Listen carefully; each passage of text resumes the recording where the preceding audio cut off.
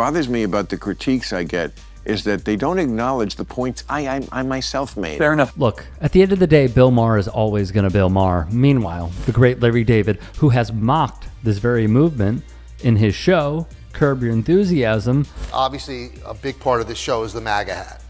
For the first show, yeah. Right. There are people that wear the MAGA hat and like what the MAGA hat represents. Are you afraid about alienating them? They could be fans of the show. Alienate yourselves. Yeah. Go and alienate. You have my blessing. No, I could give a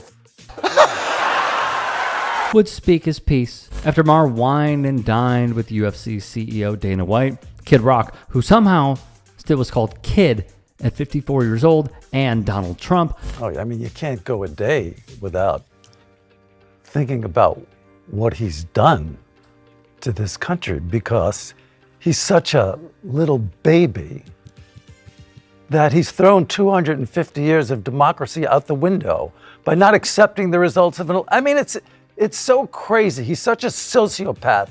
He's so insane. He just couldn't admit to losing. And we know he lost. He knows he lost.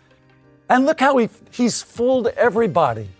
He's convinced all these people that he didn't lose. He's such a sick man.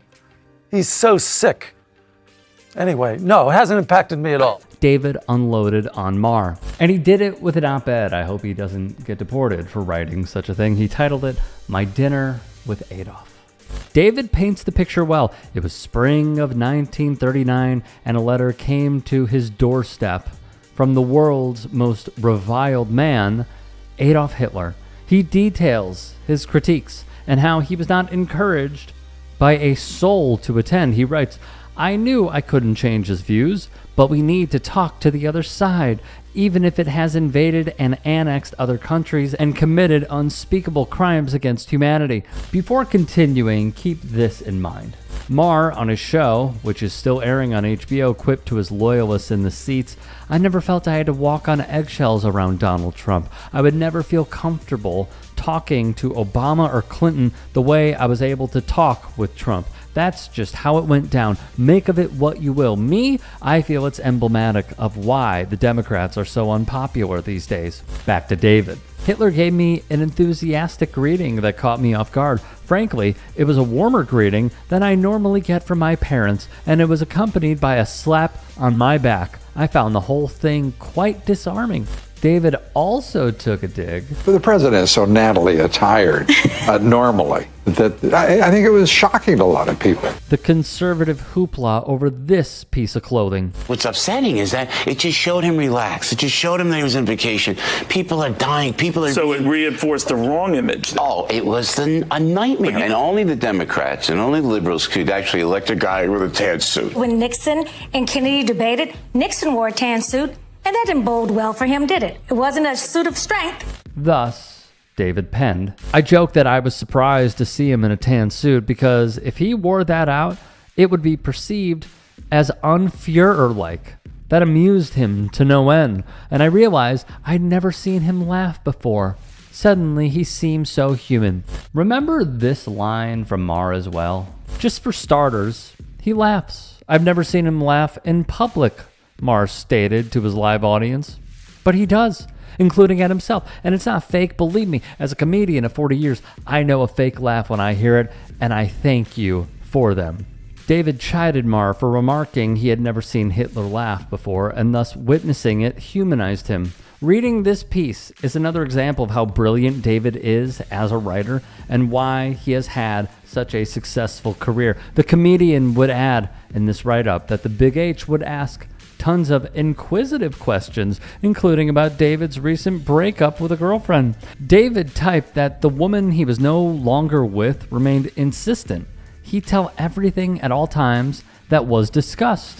When he mentioned he doesn't like having to remember every intricate detail of every convo he had, Hitler related to it. What am I, a secretary, he questioned. In his monologue, Maher read from the teleprompter, everything I've ever not liked about him, as in Trump, was, I swear to God, absent on this night with this guy. I know, your mind is blown, so is mine. Thus, David fired back, that it must be rather easy to be a dictator, which Hitler denied. They got along great in this meeting, with David even printing, "We're not that different, after all. I thought that if only the world could see this side of him, people might have a completely different opinion." David would pen his goodbyes to the Fuhrer, giving him thanks and stating that although they disagree on the issues, it simply should not mean one hates the other. He concludes, and with that, I gave him a Nazi salute and walked out into the night. We have covered Bill Maher in the past. If you want to see some of those clips, check it out on demand. We go over his history of bigotry, his Islamophobia, how he got completely wrecked on his previous show, which was on the network ABC. I believe it was called Politically Incorrect, by Boots Riley, activist, director, etc. And how really none of us who are leftists are surprised at all by any of this. I think what's rather jarring, it's the reaction from centrists who are up in arms about this and shocked. Not shocked.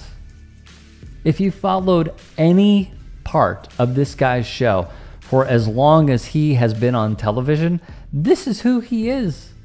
If anything, it revealed to y'all who he is.